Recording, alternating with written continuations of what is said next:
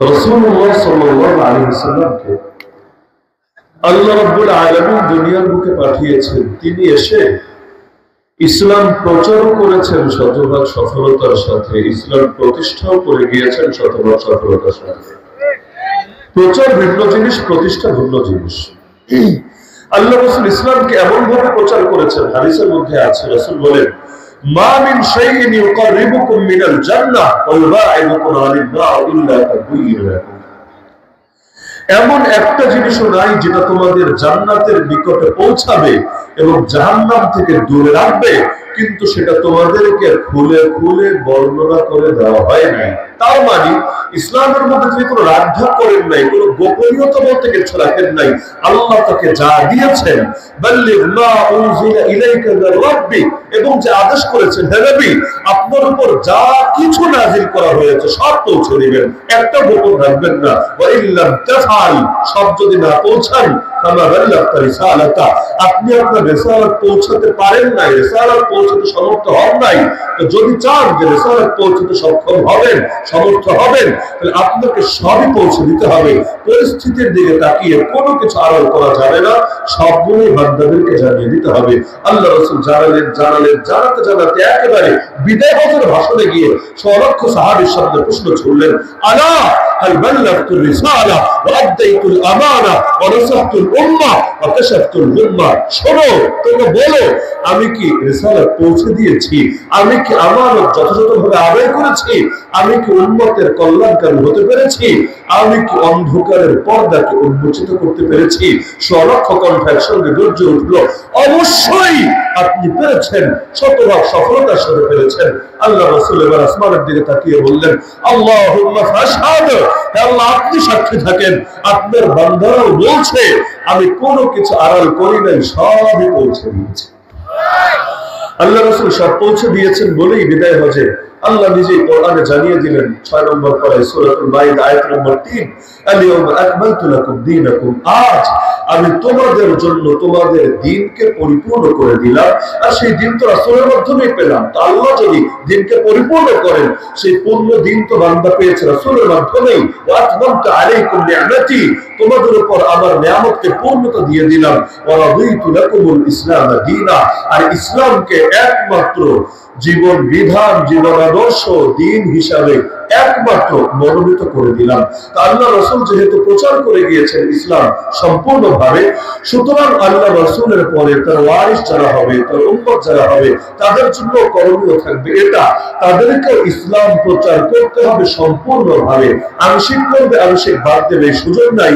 যদিও সেকুলার শাসন যখন থাকে তখন এটা খুব সহজ না। যেমন ফেরাউনের জামানার দিকে যদি তাকান, দেখতে পাবেন যখন জাদুঘররা নবী মুসা আলাইহিস সালামের মুজিজা দেখে ঈমান গ্রহণ করল, ফেরাউন চাইলে এই প্রশ্ন করতে পারতো, তোরা কেন ঈমান আনলি, লিমা আমানতুম, এই প্রশ্ন করা যৌক্তিক ছিল, তোরা ঈমান কেন আনলি?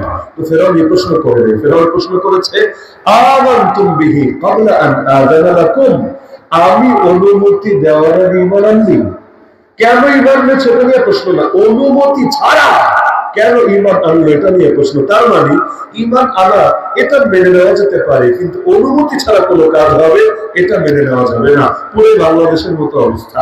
বাংলাদেশের মাঝে মাঝে এমন দিন চলে, ওরা যতটুকু অনুমতি দিয়ে রাখবে ঠিক অতটুকুই বলা যাবে। নামাজের কথা বলা যাবে, রোজার কথা বলা যাবে, হজের কথা বলা যাবে, যাকাতের কথা বলা যাবে, কারণ এগুলো নিয়ে বললে ভাইরাসদের কষ্ট হবে না, ভাইরাসদের কষ্ট হবে অ্যান্টিভাইরাসকে টেনে আনলে। কারণ অ্যান্টিভাইরাস যদি আসে, ভাইরাস ডিভাইসের মধ্যে ঢুকবে কোন পথ দিয়ে? তো যেই যে কথাগুলো বললে ওদের উপর ডাইরেক্ট অ্যাটাক হয় না, ওই কথাগুলো বললে আর বেজার হয় না। তো যখনই জিহাদের কথা বলবে, খেলাফতের কথা বলবে, দিন কায়েমের কথা বলবে, ওদের ভণ্ডামির মুখোশগুলো উন্মোচিত করবে, তখনই আর সয়ে নেবে না। তখন বলবে, কেন বললেন, কেন? তখন কথাটা এত বড় আলেম বললো, আর তার প্রতি শ্রদ্ধা দেখানো দরকার। এমনকি দ্বিমত করলেও যুক্তির সাথে, দলিলের সাথে, প্রমাণের সাথে করা দরকার। এদিকে তাকাবে না, বরং তার হাতে হাত করা পড়াবে, তাকে নিয়ে কারাগারে ভরবে, তার কোমরে গরু বসে লাগাবে, টর্চার করতে করতে এক একজনকে জিন্দা লাশে পরিণত করেছে। আমাদের মতো মানুষগুলো এখনো পারেনি সেই কারাগারের ধাক্কা কাটিয়ে আজও সুস্থ স্বাভাবিক হতে। আজ এতগুলো বছর হয়ে গেল, 2022 সালের ওই যে যে বছর রমজান আসলো, পহেলা রমজান জেল থেকে বের হলাম, ইফতার বাইরে করলাম, 22 থেকে এখন 24 শেষ হয়ে যাচ্ছে প্রায়, আজও পর্যন্ত স্বাভাবিক হতে পারিনি। উল্টে এমন এমন রোগ তো এখন ঢুকেছে, কতকাল লাগবে সারতে আল্লাহ ভালো জানে, যারা জানার তো জানেন। আমি এখন সুস্থ না, আমি চলাফেরার মতো সার্বিকভাবে এখন উপযুক্ত না, ডাক্তারের পক্ষ থেকে তো বিশ্রামের আদেশ, তবুও কয়জনকে বিপদে ফেলবো, এক এক মাহফিলে না গেলে কর্তৃপক্ষকে কি ভোগান্তি পোহাতে হয় জানা আছে, এজন্য শরীর চলে না, তবুও কিছু করার নেই, যতক্ষণ হায়াত আছে চলতে হচ্ছে কষ্ট করে। আমার মতো মানুষের ক্ষেত্রে যদি এটা হয়, যাদের বয়স 60, যাদের বয়স 65, যাদের বয়স 70, এদেরকে যে নিয়ে জুলুম করলো, নির্যাতন করলো, বছরের পর বছর ফেলে রাখলো, তাদের অবস্থা কি হয়েছিল একটা চিন্তা করে। এখন যতই খালাস দেওয়া হোক, যতই ভুল স্বীকার করুন, যদিও করে নাই, এগুলো আমি কথার সাথে বলছি, কারে খালাস দিয়েছে? এই ব্রাহ্মণবাড়িয়ার বুকে এখনো তালিকা করলে দেখবেন কয়েকশো আলেম তালেবুল এমন আছে আজও পর্যন্ত মামলার ঘরে টানছে। জালেম তো বিদায় হয়েছে, কিন্তু জালেমের মামলা আজও চলছে। উপরন্তু আজও পর্যন্ত একটা সরি তো বলে না, ভুল স্বীকারটাই তো করে নাই। কত বড় একটা ধারণা চিন্তা করতে পারেন, একদিকে চুরি আর একদিকে সিনা চুরি, অপরাধ করলো তো করলো, আজও পর্যন্ত একটা সরি পর্যন্ত বলতে পারলো না। উল্টা যৌতুক হিসেবে বাংলাদেশ দখলে স্বপ্ন নিতে শুরু করলো, চিটাগাং খাবে, এইভাবে সেইভাবে, কি আজের তামাশারে ভাই। আরে যদি এমন হতো যে পারিবারিক ভাবে আলাপ আলোচনা হয়ে হিকমত হয়েছে, ওইভাবেই বন্দোবস্ত হয়েছে, আদ্য হয়েছে, তাহলে না যৌতুকের মশলা আসতো। যেখানে পালিয়ে গিয়ে নতুন ঘরে উঠেছে, ওইখানে যৌতুকের কথা বলে কোন মুখে? কিন্তু আজই ফেজলামি আমাদেরকে দেখতে হচ্ছে। বাংলায় বলে জোর যার মূল লোকটা, তাহলে দেখা যায় যে হুজুররা ধর্ম প্রচার করতেও স্বাধীন না। কেন প্রচার করবে? হ্যাঁ, প্রচার করলে ফুলের মালা দিবে। যেমন দেখবেন সংসদ অধিবেশনও শুরু করে কোরআন তেলাওয়াত দিয়ে, মনে হয় জামানের হাসান বসরিয়া বসে আছে, কোরআন তেলাওয়াত ছাড়া কাজ শুরু করতে চায় না। সংসদ অধিবেশন শুরু হবে তো কোরআন তেলাওয়াত দিয়ে। যদিও সেখানে কারি সাহেব তাকে রেস্ট্রিকশন দেওয়া আছে, নির্দিষ্ট কিছু আয়াত বাধা আছে, এর মধ্যে থেকে করতে হবে, বাংলা অনুবাদও করতে হবে। এর বাইরেও যদি পড়ে ফেলে, বলে জিহাদের আয়াত পড়ে ফেললো, খেলাফতের আয়াত পড়ে ফেললো, দিন কায়েমের আয়াত পড়ে ফেললো, শাহাদাতের আয়াত পড়ে ফেললো, কষ্ট করে আর বিল্ডিং থেকে বের হওয়া লাগবে, ওখান থেকে ধরে কাশিমপুর পাঠায় দিবে, বাকি জীবন তার ডাইল ভাত খেয়ে কাটায় দিতে হবে। প্রথমে দেখা যায় শুরু করবে কোরআন তেলাওয়াত দিয়ে, ভালো কথা। এরপর যদিও আবার অন্যান্য ধর্মগ্রন্থগুলো পাঠ করবে, যাতে করে আল্লাহ খুশি থাকে, ভগবানও বেজার না হয়, আবার অন্যান্য অন্যান্য ঈশ্বর যারা আছে এরাও যাতে মনে কষ্ট না পায়। এরপর কি করবে? সেই কোরআনের বিরুদ্ধে আইন করবে। শুরু করলো কোরআন তেলাওয়াত দিয়া, একটু পর আইন হচ্ছে কোরআনের বিপক্ষে। কেন? আজও পর্যন্ত সংবিধান এই ধারা যুক্ত করতে পারে নাই যে কোরআন সুন্নাহর বিরুদ্ধে কোনো আইন চলবে না, কোনো আইন প্রযোজ্য হবে না। আজও পর্যন্ত এটা বাস্তবায়ন করে নাই। যার কারণে শুরু করবে কোরআন তেলাওয়াত দিয়ে, সর্বশেষ দিন সমাপ্ত করবে হয়তো মোনাজাত দিয়ে, কিন্তু মাঝখানে সে কোরআনের বিরুদ্ধে আইন করতেও কোনো দ্বিধা নাই। মানে শয়তান যে এদের মাথায় কিভাবে শয়তানের মধ্যে কিলিবিলি করে আল্লাহ ভালো জানে, কিসের মধ্যে নিয়ে যে কি ঢুকায়। এই যে গতকাল ঢাকায় কনসার্ট হলো, কেন? এই টাকা দিয়ে শহীদদের অনেক উপকার করা হবে, তাদের বাপ মায়ের খেদমত করা হবে। শহীদদের বাপ মায়ের টাকা দিবে এই কথা বললে কনসার্ট লাগবে না, পাবলিকে নিজের ঘরে যা জমানো আছে তাহলে তোমার করে দিন। তারপরও বিশাল বাজেট করে টিকিট বিক্রি করা হলো যে তোমরা গান শুনবা, গান শুনে তোমরা যে পাপগুলো কামাবা, এগুলো আমরা ইসরায়েলের সওয়াবের পরিবর্তে ইসরায়েলে গুনাহ করে দিলাম শহীদদের রূহের জন্য, আর যে টাকা পয়সা গুলো আসবে এগুলো দিয়ে তাদের বাপ মায়ের খুশি করে দিলাম। ভালো কথা।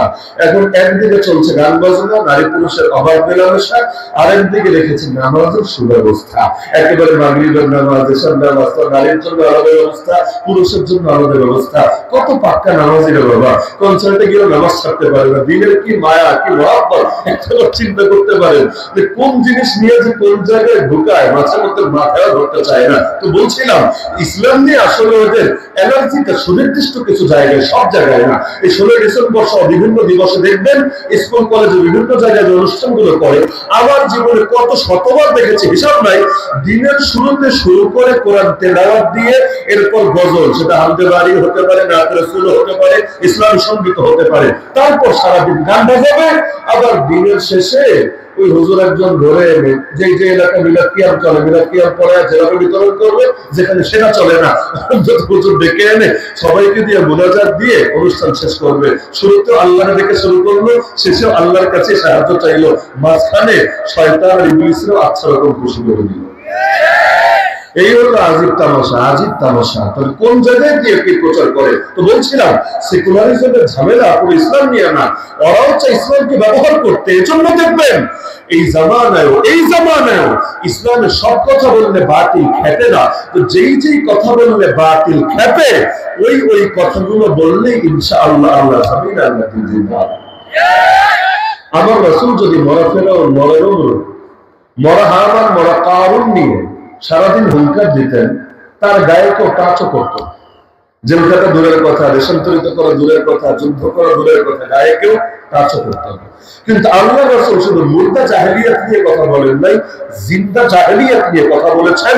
জামানার জাহেলিয়াতের চোখে চোখ রেখে আর তাকে শাসিয়ে আল্লাহ জমিন, আল্লাহ বার্তাগুলো প্রচার করেছেন। একইভাবে তারপরে যারা এসেছেন, আবু বকর রাদিয়াল্লাহু আনহু এসে যদি আরে জিন্দা এই যে নবুয়তের ভণ্ড দাবিদার মুসাইলিমা কাযযাব, এরে বাদ দিয়া, যাকাত যারা অস্বীকার করছে যাকাতকে, এদেরকে বাদ দিয়া ওই মরা আবু জাহাল, মরা আবু লাহাব, মরা উতবা সাইবা নিয়া তিনি যদি সারাদিনও কথা বলতেন, তিনি যদি সারাদিনও এটা নিয়ে হুঙ্কার ছুটতেন, কিচ্ছু হতো না। ওমর রাদিয়াল্লাহু তাআলা তিনি এসে যদি এই অগ্নিপূজকদের বিরুদ্ধে এবং মুশরিকদেরকে বিভিন্ন ভাবে তিনি যদি তাদের বিরুদ্ধে কঠোরতা না দেখাতেন, ওসমান রাদিয়াল্লাহু আনহুকে নামাজের মধ্যে নামাজের ইমামতি করা অবস্থায় শহীদ হওয়া লাগতো না।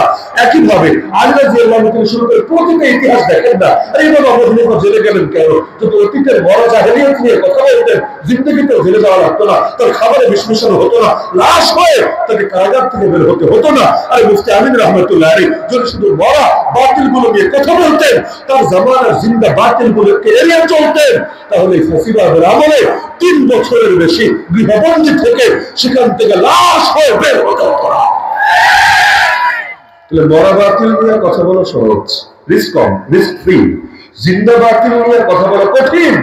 জিন্দা বাতিল নিয়ে কথা যে বলতে পারে, আল্লাহ তাআলা তাদের মাধ্যমে আল্লাহ জমিনে দ্বীনকে ধীরে জিন্দা করে। ইসলাম প্রচার করতে হবে কেন? কারণ নবী প্রচার করে গিয়েছেন শতভাগ সফলতার সাথে, আর আমাদেরকে দায়িত্ব দিয়েছেন বাল্লিগু আন্নী ওয়ালাউ আয়া, একটা আয়াত যদি হয় আমার থেকে এটা পৌঁছে দিও অন্যের কাছে। আলা ফালিউবাল্লিগ শাহিদুল গায়বা, তোমরা যারা আছো বিদায় হজে, আরে সবাই তো নাই এখানে, যারা আছো আর যারা অনুপস্থিত তাদের কাছে পৌঁছে দিও। তাহলে ইসলাম ধীরে ধীরে অগ্রসর হতে থাকবে পৌঁছানোর মাধ্যমে। তাহলে আল্লাহ নবীর আদর্শকে সামনে রেখে আমরা সবাই নিয়ত করি যে ইনশাআল্লাহ আমরা ইসলামকে প্রচার করব সম্পূর্ণভাবে। সম্পূর্ণভাবে মানে কি? শুধু ব্যক্তিগত জীবনের আমলের কথাই না, ইসলামের রাজনৈতিক দৃষ্টিভঙ্গি, অর্থনৈতিক দৃষ্টিভঙ্গি, ইসলামের আইন কানুন, বিচার আচার, সভ্যতা, সংস্কৃতি, শিক্ষা দীক্ষা সব। এখন যেমন আপনাকে আমি জিজ্ঞাসা করি ওযুর ফরজ কয়টা বলেন তো, আরে নামাজের ফরজ কয়টা, ওয়াজিব কয়টা, সুন্নাত কয়টা, মুস্তাহাব কয়টা বলেন তো। আমরা এমন একটা সমাজে শব্দ দেখি যেটা ওকে জিজ্ঞাসা করবেন, ভাই তুমি যে রাজনীতি করো, রাজনীতির ফরজ কয়টা বলো তো, ওয়াজিব কয়টা বলো তো, সুন্নাত কয়টা বলো তো। আর যদি বলতে না পারো রাজনীতি করতে নেমেছো কেন? তোমাকে কে অধিকার দিয়েছে রাজনীতি করার? কারণ লা ইলাহা ইল্লাল্লাহ মুহাম্মাদুর রাসূলুল্লাহ মানেই হলো জীবনের সব ক্ষেত্রে হুকুম চলবে আল্লাহর, তরিকা চলবে মুহাম্মাদুর রাসূলুল্লাহ সাল্লাল্লাহু আলাইহি ওয়াসাল্লাম। চূড়ান্ত কথা। এমন ভাবে ইসলাম প্রচার করতে হবে প্রতিটা মুসলমানের সামনে, বিশেষ করে যে যেই কাজ করে, যে যেই কাজ করে। কেন বলছি? মনে করেন আপনি গরিব মানুষ, সামর্থ্য নাই, হজে যাওয়ার মতো সামর্থ্য আপনার এখন হয়ে ওঠে নাই, তো হজ কিভাবে করতে হয় অত ডিটেল যদি আপনি নাও জানেন, খুব একটা লস নেই। এতটুকু যদি জানেন যে হজ কখন ফরজ হবে এবং হজের বিধানটা যে আল্লাহ আপনার উপর আবশ্যক করেছে, বাস চলবে। আর যখন ফরজ হবে যাওয়ার আগে শিখে নিয়েন, বাবুল আলাইহিম মুকাব্বালুল আমাল, সহিহ বুখারীতে একটা অধ্যায় শিরোনামই আছে আমলের পূর্বে এলেন। তো যখন আমলটা করবেন তার শিখে নিয়েন, চলবে।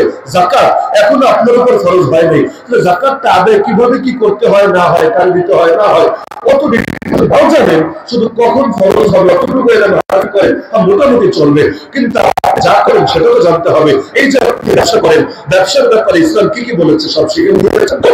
এই যে বিয়ে শাদী করেছেন, সংসারের বয়স 2 বছর 4 বছর হয়েছে, আগেই দাম্পত্য জীবনের রাসূল বাসাইগুলো শিখে নিলেন। আজকে এগুলো না শেখার কারণে কি হচ্ছে? আরে গণহারে মুসলমানের ঘরে ঘরে জিনা হচ্ছে। বলবেন কিভাবে? সংসার যে নাই, সংসার যে শেষ, খবর তো তা এমন লোকও আছে কয়েক হাজারবার তালাক দেওয়া শেষ, একবার দুইবার। ও রাত যদি ওর মাথায় চড়ে তালাকের নিচে কোনো কথাই নেই, সকাল বিকাল তালাক দিতেই থাকে। জীবনে যেই কয়েক পিস মুড়ি খাইলে আর চাইতে বেশি তালাক দিয়ে হয়েছে, কিন্তু এরপর অবলীলা সংসার চালাচ্ছে, বাচ্চা কাচ্চা হচ্ছে। এই বাচ্চারা আবার সুন্দরভাবে পিতৃ পরিচয় মাতৃ পরিচয় দিয়ে সমাজে স্বাভাবিকভাবে বড় হচ্ছে। অথচ এভাবে যে জারজ দিয়ে সমাজ ভরে যাচ্ছে, কোনো খবর আছে? এই বিয়ে সংক্রান্ত মা ফলাই তো জানে না, না জানার কারণে বিয়ে করার পর কত হারামে লিপ্ত হচ্ছে। এখন তো পর্নোগ্রাফির যুগ, এমনি চরিত্রের মধ্যে ভেজাল ঢুকেছে, তার মধ্যে ওই রকম ভেজাল গুলো অনেকে প্রয়োগ করতে থাকে নিজের সংসারের ভেতরে। পরবর্তীতে হুজুরদের কাছে কত ধরনের মাসালা আসে, অভিযোগ আসে, হুজুর আমার স্বামী এভাবে আমাকে বাধ্য করে, এখন কি করবি, আমার জন্য হালাল হবে না হারাম হবে, আমি কি করব? কারণ সে তো আমাকে বাধ্য করে হারামের ব্যাপারে। আমি ভেঙে চুরে বলতে চাচ্ছি না, এগুলো মুখে আনাটাও লজ্জাস্কর ব্যাপার, কিন্তু দেখা যাচ্ছে মহামারীর মতে সমস্যাগুলো ছড়িয়েছে। কি হালাল, কতটুকু হালাল, কি হারাম, কতটুকু হারাম কেন শিখলেন না? রাজনীতি যারা করে বাংলাদেশে কয়জন রাজনীতির মূলনীতিগুলো শিখতে পেরেছে? যার কারণে একদিকে নিজেরা জামানার রাবেয়া মুসলিম মনে করে, জামানার হাসান মুসলিম মনে করে, তাহাজ্জুদ পড়ে সেই সেলফি আপলোড করে, ফজরের উপর ইয়াসিন পড়ে না কি পড়ে ওইটাও জাতিরে শুনে নিজের বুজুর্গ দেখানোর চেষ্টা করে। এমনকি সংসদের মতো জায়গায় দাঁড়ায় কে লাকুম দীনুকুম ওয়ালিয়া দিন আয়াত জানে, কে আল্লাহুম্মা মালিকাল মুলকি তুতিল মুলকা মান তাশা ওয়া তানজিউল মুলকা মিম্মান তাশা আয়াত জানে, কে শিয়াশিত্তা পড়েছে। এই টাইপের লেকচারও দাঁড়ে, কিন্তু কি পরিমাণ কুফর আর শিরকে যে লিপ্ত হয়েছে ওই খবর বেমালুম ভুলেই গেছে।